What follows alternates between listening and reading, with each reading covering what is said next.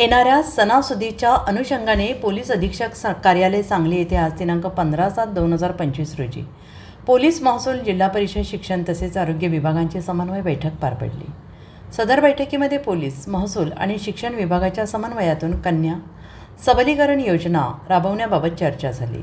महिला अत्याचाराच्या अनुषंगाने करावयाच्या उपाययोजना अंतर्गत मुलींना स्वरक्षणाचे प्रशिक्षण देणे, शिक्षण पोलीस आणि महसूल विभागामार्फत शाळा कॉलेजमधील मुलामुलींना मार्गदर्शन करण्याबाबत कृती आराखडा तयार करण्याचे निश्चित करण्यात आले आहे।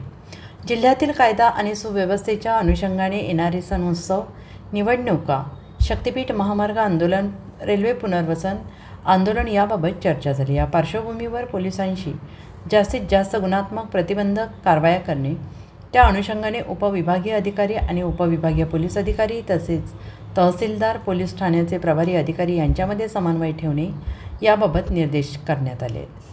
जिल्ह्यातील रिक्त असणारी पोलीस पाटील पदे तात्काळ भरण्यासाठी उपविभागीय अधिकारी यांना सूचना देण्यात आल्या आहेत। गावागावातील तंटामुक्ती समित्या नव्यानं निर्माण करण्याबाबत त्या अनुषंगाने येणाऱ्या ग्रामसभेत निर्णय घेण्याबाबत निर्देश जिल्हाधिकारी यांनी मुख्य कार्यकारी अधिकारी जिल्हा परिषद सांगली यांना दिले आहेत। जिल्ह्यातील अंमली पदार्थ अनुषंगाने करण्यात येणाऱ्या कारवायांबाबत आढावा घेऊन त्यामध्ये सातत्य ठेवून अंमली पदार्थांवर पूर्णपणे अंकुश लावण्यासाठी शिक्षण विभागाची मदत घेऊन विद्यार्थ्यांमध्ये जनजागृती कार्यक्रम आयोजित करण्याबाबतच्या सूचना पोलिसांनी शिक्षण विभागास दिल्या आहेत।